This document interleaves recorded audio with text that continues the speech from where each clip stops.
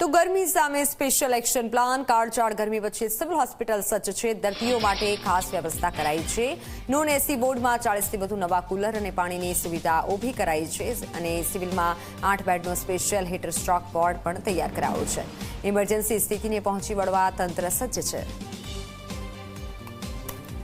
આપણા રાજ્યમાં સૌથી હાઈએસ્ટ ટેમ્પરેચર પણ અમદાવાદમાં નોંધાયું હતું।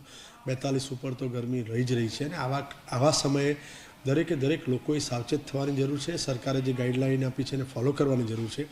રહી વાત સિવિલની, તો સિવિલ હોસ્પિટલમાં આને પહોંચી વળવા માટે અલગથી હીટ સ્ટિક વોર્ડ તૈયાર કરવામાં આવે છે। જે આપ જોશો ને તો ટ્રોમા સેન્ટર, જે અધરવાઇઝ એસીવાળો એરિયા છે, એની અંદર જ એક 8 બેડની અલગ આલાયદી વ્યવસ્થા કરી છે કે કોઈપણ વ્યક્તિ હીટ સ્ટ્રોકના સિમ્ટમ સાથે આવે તો એને ત્યાં આપણે દાખલ કરી શકીએ।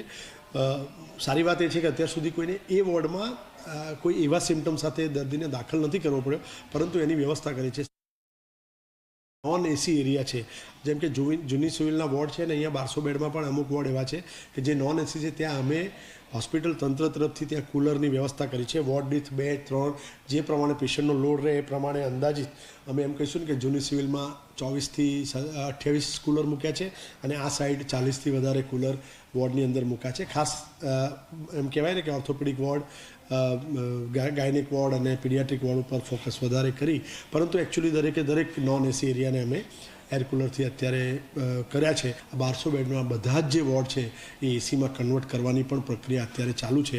1 બાય 1 વોર્ડ અમે એને કમ્પ્લીટલી એસી, એટલે કે પછી ભવિષ્યમાં આવતા વર્ષે તો આ હોસ્પિટલ 1200 બેડ 100% એસી હશે, જ્યાં નાના બાળકો, ગાયનેક એટલે કે ધાત્રી માતાઓ અને પ્રેગ્નન્ટ લેડી રહેતી હોય છે, સાથે ઓલ સુપર સ્પેશિયાલિટી વિભાગ।